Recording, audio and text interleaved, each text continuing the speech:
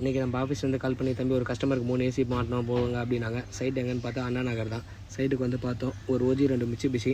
சரி, கஸ்டமர் வந்து பார்த்திங்கன்னா புது வீடு கன்ஸ்ட்ரக்ஷன் பண்ணியிருந்தாங்க. எங்கே போய் அவுடோர் அடிக்கிறதுன்னு ஃபஸ்ட்டு மேலே போய் பார்த்தோம். அவுடோர் அடிக்கிற ப்ரொவிஷன் பார்த்தாச்சு. அதுக்கப்புறம் கீழே வந்து ஓ ஜென்ரல் ஏசி வந்து அன்பாக்ஸ் பண்ணியாச்சு. தம்பி எனக்கு ஒரு ஏசி மட்டும் மாட்டி கொடுங்க, மிச்சம் 2 அப்புறமா மாட்டிக்கிறேன் அப்படின்ட்டாரு. ஓஜி பார்த்திங்கன்னா 2.2 டன்னு. அங்கே வந்து பார்த்திங்கன்னா கன்ஸ்ட்ரக்ஷன் பில்டர்ஸ் வந்து கொடுக்குற ஹோல்ஸ்லேருந்து கஸ்டமர் வந்து அவங்க டிசைனுக்காக fall ceiling போட்டுடுறீங்க.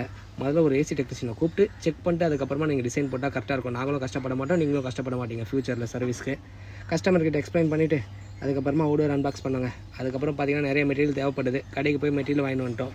2.2 ton ஏசின்றதால jumbo stand இருந்தது, அதுதான் வாங்கினோம். நிறையா கஸ்டமர் வந்து பார்த்திங்கன்னா அது எதுக்குன்னு கேட்குறாங்க. ஹெவி டன்னா ஜம்போ ஸ்டாண்ட் தான் சார் போடணும் அப்படின்னு சொல்லிட்டு ஸ்டாண்டை ஃபிக்ஸ் பண்ண ஆரம்பிச்சிடும். ட்ரில் பண்ணி ஸ்டாண்டை ஃபிக்ஸ் பண்ணிட்டோம். அவர் நான் சொல்லுங்கள், தம்பி இருட்டுப்பா, ஃபஸ்ட் அவுடோர் வேலையை முடிச்சிடுங்க, உள்ளே வந்து அதுக்கப்புறமா பார்த்துக்கலான்னாரு. ஸோ காப்பர் பைப்புக்கு வந்து அவருக்கு வந்து ஒயிட் ரோல் சுற்றணுமா, காட்டன் ரோல் சுற்றணுமா, அதுக்கப்புறம் அவர் ஒரு டேப் தராரு. இது எதுக்கு சார்னு, இல்லைப்பா நீங்கள் சுற்றிட்டு போயிடுவீங்க, மழை பெய்யும், நாளை பின்னா எனக்கு சொந்த வீடுப்பா, எனக்கு பர்மனெண்ட்டாக வேணும்னாரு. சரி ஓகே சார். அவர் இப்போ பெரிய சுற்றிட்டு லென்த்து பைப்பு நாங்கள் 3 பேர் போனோம்.